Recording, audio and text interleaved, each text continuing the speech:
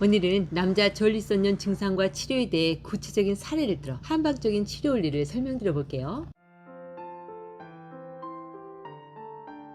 제일 먼저 69세 김희님은 한두 달 전부터 시작된 전립선염 증상으로 항생제를 먹으면 전립선염 증상이 없어지는데 한 10일 정도 지나면 다시 증상이 시작되는 게 벌써 3차례 반복되어 제게 오신 분이세요. 증상은 소변을 보기 시작할 때 찌릿하게 통증이 오는 게 주 증상이고요. 하지만 김희님은 아직까진 전립선염을 그리 심각하게 생각하진 않으세요. 왜 항생제를 먹으면 금방 증상이 좋아지고 최근에도 항생제를 써서 지금은 증상이 거의 없어졌거든요. 하지만 이렇게 자주 전립선염이 재발하는 건 본인의 면역력이 많이 약해져 그런 것이다 생각하시곤 이참에 한약으로 면역력도 체력도 다 같이 올려볼 겸 저를 찾아오신 거였죠. 두 번째 영수님은 45세로 한 3년 전부터 왼쪽 아랫배가 꾹 눌리듯 뻐근한 게 자주 반복되다 점차 지속된 통증으로 한 1년 전부턴 오전에 소변을 너무 자주 보는 빈뇨 증상이 또 한 6개월 전부턴 방광이 있는 아랫배 주변이 바람 빠진 풍선처럼 힘이 훅 빠지면서 몸의 기운까지 훅 떨어져. 그리고 지금은 소변을 보고 나서도 계속 소변이 마려운 듯 아랫배에 힘을 주고 있는 게 너무 힘들어 제게 상담하러 오신 분이세요. 병원에선 만성 전립선염과 방광 근육층의 섬유화로 방광이 위축된 간질성 방광으로 진단하고 펜폴이라는 약을 처방해 주셨고요. 하지만 영수님은 펜폴과 과민성 방광약까지 함께 먹어도 증상이 20% 정도만 개선될 뿐 생식기 쪽의 불편감이 너무 힘드세요. 그래서 한방적인 치료도 함께 써보고 싶다며 저에게 찾아오셨네요. 마지막 세 번째 분은 61세 현우님이세요. 현우님은 지금으로부터 한 10년 전 1년간 전립선염으로 고생한 후 이후 자주 증상이 재발되어 나름 이런저런 약초나 한약 처방을 드셨던 분이세요. 주 증상은 서해부 안쪽으로 뻐근하게 쑤시면서 심할 땐 항문 주변이 전기 오듯 찡하게 느껴지는 거고요. 사실 현우님도 앞에 두 분처럼 전립선염 초기엔 병원 항생제를 주기적으로 드셨대요. 하지만 이게 치료가 안 되고 자주 반복되니 인터넷으로 여러 정보를 찾아보았고 이후 호장근이라는 약초가 좋다 하여 끓여 먹고는 1년간 계속되는 전립선염이 없어지셨죠. 하지만 몇 달이 지나 전립선염 증상은 다시 나타났고 그때는 또 호장근이 아무 효과가 없어 또다시 인터넷을 찾아보다 용담사간탕이라는 한방과립제를 알게 되어 그걸 먹고 또 전립선염 증상이 나았다네요. 이후엔 초기 증상이 나타날 때마다 용담사간탕을 먹으며 증상이 어느 정도 견딜만 하여 버티셨고요. 그리고 최근 2달 전에는 공중화장실에 앉아서 볼일을 보다 물을 내렸는데 그 물이 넘쳐 아랫도리를 흠뻑 적신 후 전립선염이 다시 찾아왔다네요. 그래서 이번엔 용담사간탕을 탕약으로 끓여 먹고 약국에서 산 육미지영한을 같이 챙겨 먹으셨고요. 그래서인지 지금은 증상이 조금 나아지셨다네요. 하지만 현우님은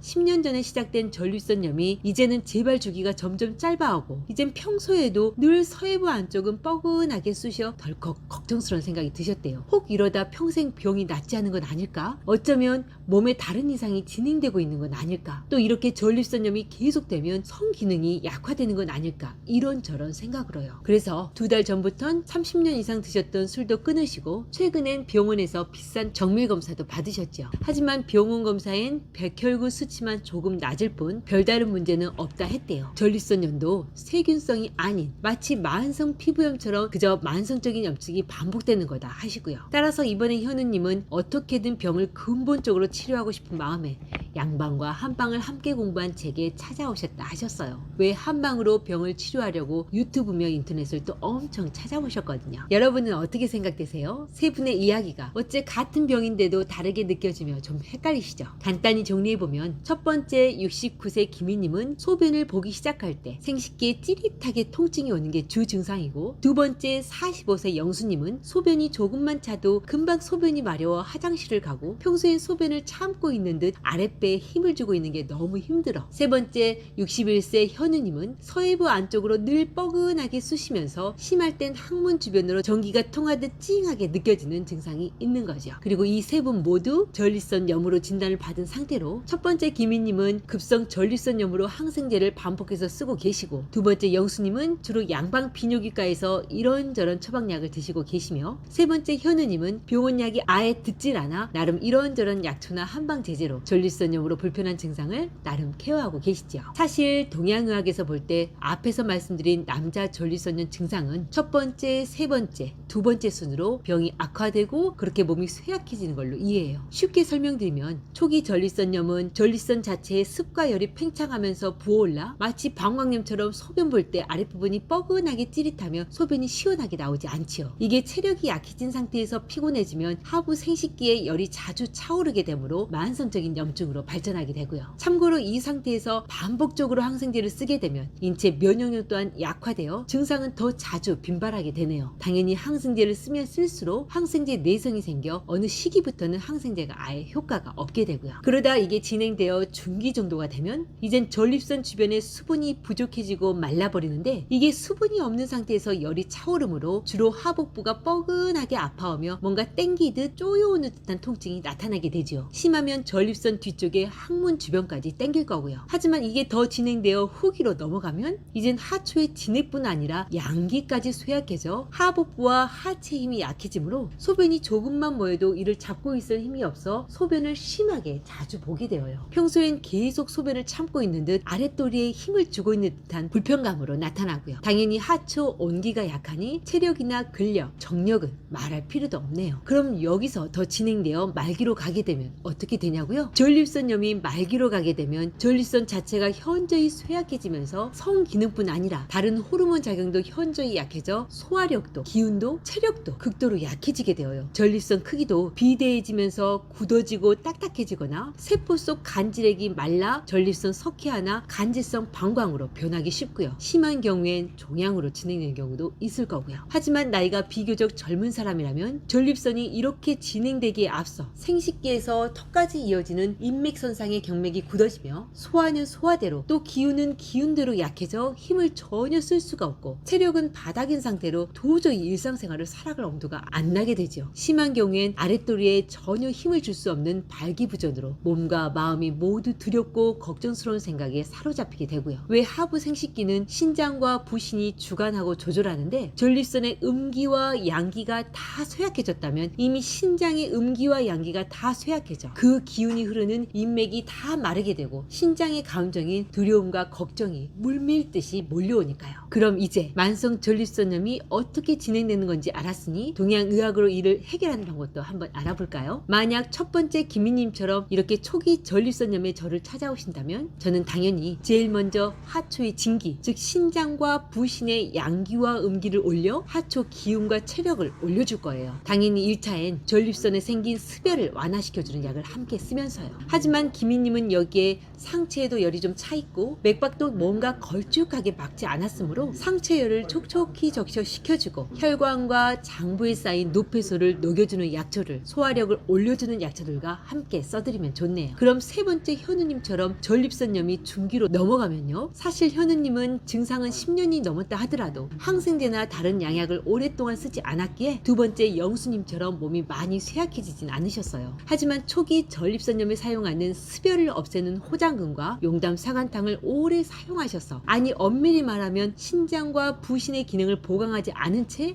이런 찬 성질의 약들을 오래 드셔서 오히려 인체 본연의 치유 기능이 많이 약해져 버린 상태세요. 왜 찬 성질의 약초를 오래 드시게 되면 심장의 양기도, 또 하초 신장과 부신의 양기도 함께 약해져 버려 스스로 병을 치유하는 능력이 현저히 떨어져 버리거든요. 따라서 현우님은 첫 번째 김희님을 처방해서 습열을 없애주는 약초는 많이 빼고 하초 신장과 부신 및 간의 기능을 올려주는 약초들을 더 늘려서 넣어드려야 해요. 하지만 현우님은 현재 위장 기능도 현저히 약해져 트름도, 설사도 자주 하시기에 위장 기능을 보강하는 약초도 전부 보강해야 했네요. 그럼 이미 후기 증상으로 치닫는 우리 영수님은요? 사실 우리 영수님은 세 분 중 나이도 제일 젊은 편인데 하초 기능은 제일 약해진 경우다 말씀드렸잖아요. 따라서 초기 전립선염에 사용하는 습열을 없애는 약초는 써서는 안 되어요. 왜 젊은 사람이 소변이 자주 마렵다 하면 이런 약초부터 사용하는 경우가 많거든요. 하지만 영수님처럼 하초 기능이 약해진 상태에서 그런 약초들을 쓰게 되면 앞에서 말씀드렸던 들었다시피 하초 양기, 즉 신장과 부신의 기능이 쇠약해져 하부 방광을 잡아주는 힘까지 무력하게 되므로 소변을 계속 참고 있는 느낌과 빈뇨 증상이 더욱 심해지게 되어요. 따라서 영수님의 처방엔 주로 하초의 기운을 올려주고 근육을 잡아주는 약초들이 하초 진액과 정액을 보충하는 약초들과 함께 주 치료제가 되어야 하네요. 여기에 소화력을 올려주고 혈액과 기운을 올려주는 약초들도 더해지면 컨디션은 더욱 좋아질 거고요. 참 소변이 계속 마려운 느낌은 소금물에 적셔 볶은 염수초, 지모, 황배, 현우색 정도만 써서 하복부의 순환을 촉진해주면 당장의 효과는 덜해도 점차 하초의 기능이 강화되면서 조금씩 좋아지니